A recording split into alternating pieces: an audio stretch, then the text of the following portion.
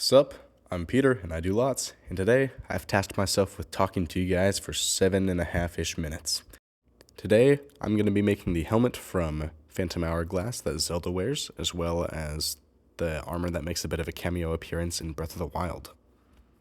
In a second here, meaning like right about now, you're going to see me measuring my head, and that's because I have a pretty big head and didn't think of doing measurements before I started the actual project. I think I ended with the width being about 10 inches and the height of each piece being about 10.5. I'll be honest, I could probably check right now, but I don't really care to.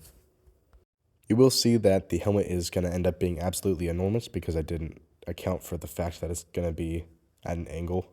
So each of the pieces is going to be like twice the size that it really needs to be. But that's okay because it looks hilarious, and I'm going to call it an intentional design choice, not a happy accident. If I was better at doing this, I would probably actually record the cardboard being cut out, not the ground and the reference picture while you're staring at my feet. But, I'm new, and there's not much that can be done about it now. But there's something you can do, and that is like and subscribe.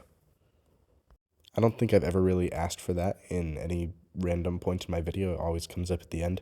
But I really would appreciate it if you would consider subscribing and leaving a like on this video because it did take a good bit of work, and if you can't tell by my voice, I am a bit sick and was making this project while I was sick. Enough about me being sick. I'm sure you guys are dying to know why I decided to make this helmet and not anything else. And that's because I don't actually have a reason. I just had a Halloween party that I had to go to this weekend, and at that party were going to be a bunch of little kids, and it didn't really sit right with me going as Walter White, which is my actual Halloween costume, around a bunch of kids. It just didn't feel right, especially with all the Jolly Ranchers I had. I don't think parents would appreciate much either.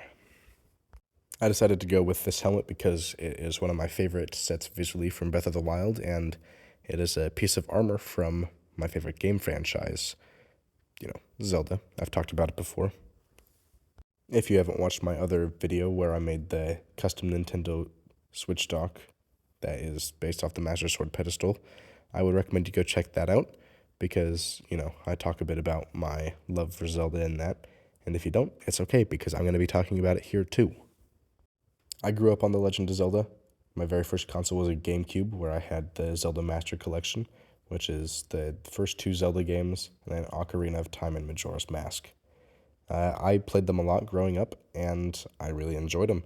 And that ended up leading to me doing things like watching the TV show and begging my parents to buy me Twilight Princess when we got the Wii, which was my fourth Legend of Zelda game.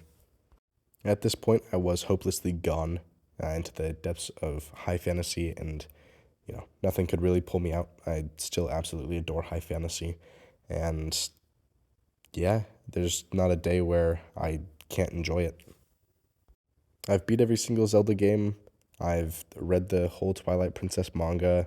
I've got a bunch of Zelda collectibles, and it's just been a big part of my life, and I thought it'd be really fun to make a Halloween costume for it. And I know it's kind of weird, kind of a nerdy thing to do, but I thought it was fun.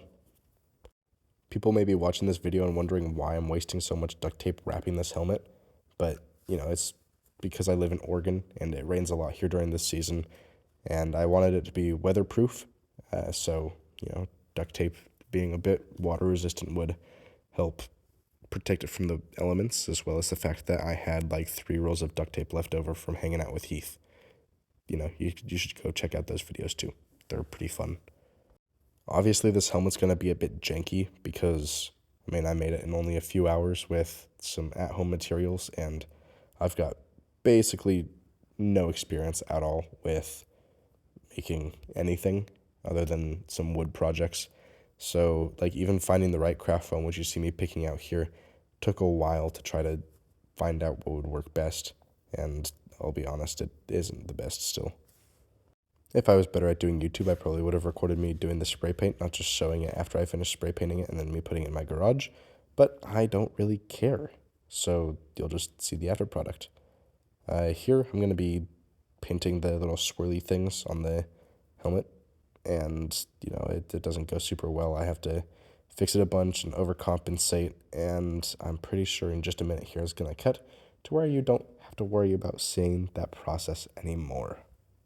Before that can happen, though, you do have to sit at this awkward angle where you're staring up at the underside of the helmet and getting a good view of the inside, which is just an uncovered cardboard mess full of tape and even some hot glue. Enjoy. During these projects, I like to have a little bit of a question that I can ask you guys, and today's question is, should I start an Instagram account where people can send me video ideas and where they can also, tag me in posts and send basically anything to me? I could open a community email too if you guys want, or even a Discord server, You guys tell me, I'll figure something out. Let me know in the comments.